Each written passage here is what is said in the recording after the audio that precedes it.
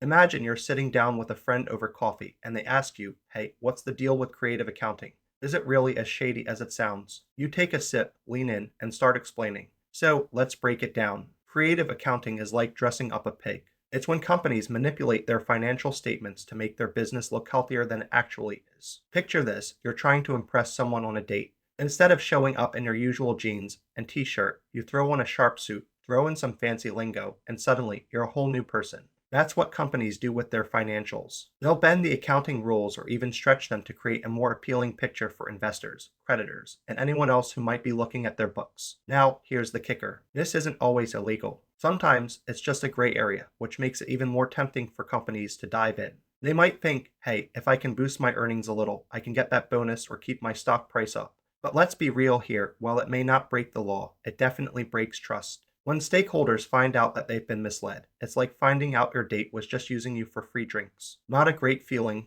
right? Let's talk about some common tactics. One of the big ones is revenue recognition manipulation. Imagine a company recognizes revenue before it's actually earned. It's like saying you got the job before you even had the interview. Companies might book sales from contracts that aren't even finished yet or count on future sales as if they've already happened.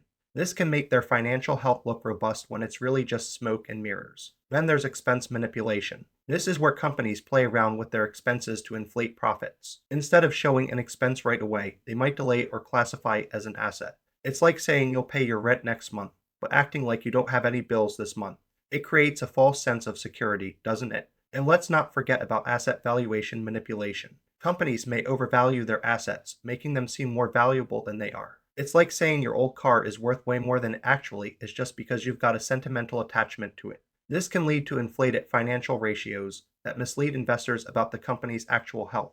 Now, why do companies engage in creative accounting? Well, there's a ton of pressure from management to meet targets. Imagine being in a job where your performance review depends on hitting certain numbers. You'd feel the heat, right? So, some managers resort to creative accounting to make those numbers shine. It could be about securing bonuses, avoiding layoffs, or just keeping their jobs. It's a slippery slope, but when you're in a high pressure environment, it's easy to justify bending the rules. And let's face it, in today's fast paced economy, the pressure to perform can be relentless. Companies are often judged on quarterly results, and if they don't meet those expectations, share prices can plummet. Suddenly, the idea of using creative accounting starts to look appealing. But here's the thing, while it might provide a temporary boost, it can lead to long-term consequences that can devastate a company's reputation and credibility. Now, let's talk about the ethical side of things. Creative accounting raises serious ethical concerns. It's all about misrepresentation and deception. When companies manipulate their financial reports, they're essentially lying to their stakeholders. This can lead to a massive breach of trust. Once that trust is broken, it's incredibly hard to rebuild. Investors and customers may start to question everything about the company, and that can lead to a downward spiral. And let's not forget the legal implications. While creative accounting might not always be outright illegal, it can lead to securities fraud if it involves intentional deception.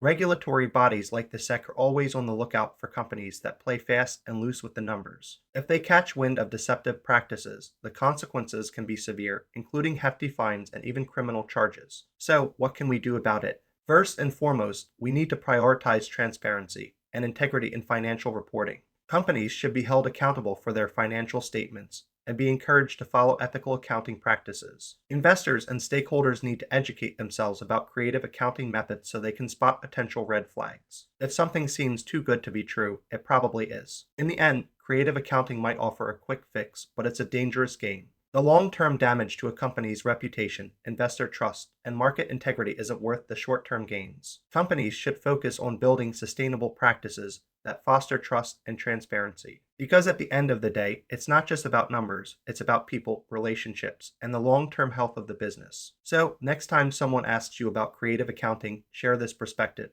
It's not just about the numbers on a page, it's about the ethics, the trust, and the real impact on everyone involved.